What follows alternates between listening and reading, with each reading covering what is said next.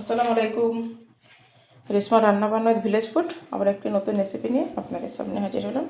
আজকে আমি বানাবো ঝাল ঝাল লাল লাল মটন আলু বানাবো আজকে। এটা আমি মটন নিয়েছি, দেখুন মটন নিয়েছি আমি এখানে 500-র মতো মটন আছে।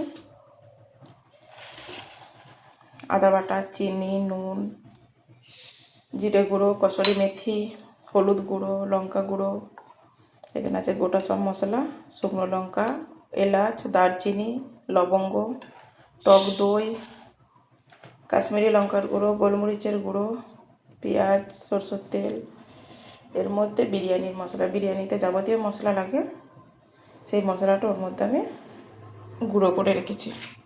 শুকনো লঙ্কা, তেজপাতা থেকে শুরু করে গোটা গরম মশলা সব কিছু যাবতীয় লাগে সবটার মধ্যে আমি গুঁড়ো করে রেখেছি। আজকে আমি হাতে মেখে মটনটা বানাবো। পেঁয়াজ দিয়ে দিলাম,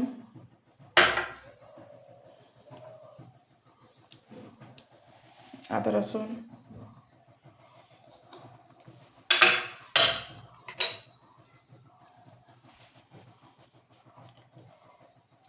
হলুদ, লঙ্কা গুঁড়ো,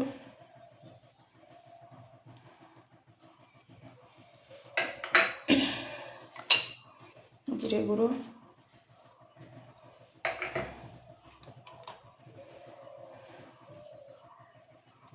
নুন,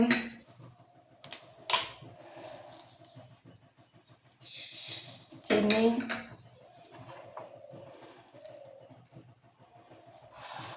গোটা মশলা, এটা হচ্ছে জায়ফল, এটা গ্রেটার দিয়ে গ্রেট করে রান্নার শেষে ছড়াবো।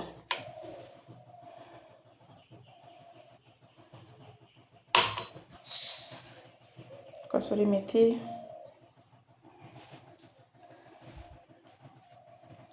টক দই,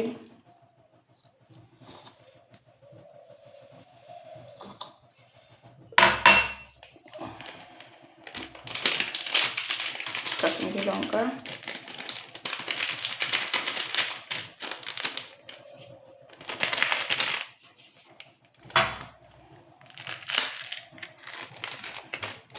গোলমরিচ পাউডার,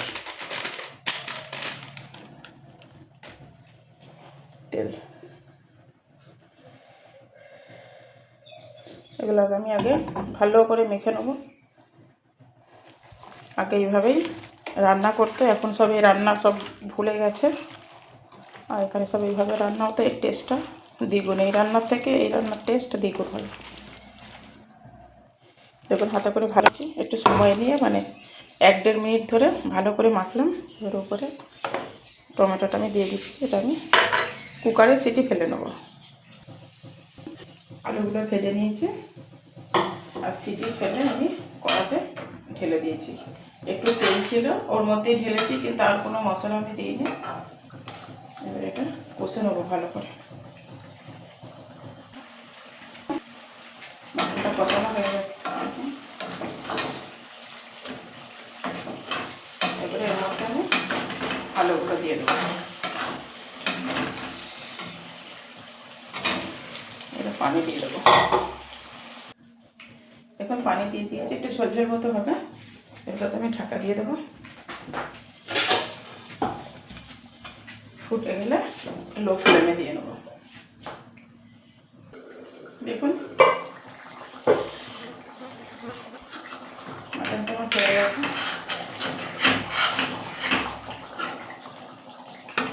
এবারে এর মধ্যে আমি বিরিয়ানির মশলাটা দিচ্ছি।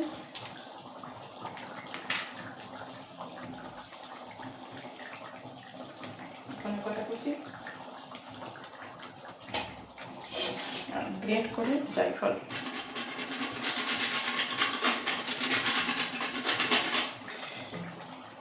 এবারে আমি 2 মিনিটের জন্য ঢেকে রেখে দিচ্ছি। চেঞ্জ করে নিয়েছি আমি ঝাল ঝাল লাল লাল খাসি আলু। এখন অবশ্যই বাড়িতে ট্রাই করবেন, কমেন্টে জানাবেন। যদি ভিডিওটি ভালো লেগে থাকে লাইক কমেন্ট বন্ধুদের মধ্যে শেয়ার করবেন।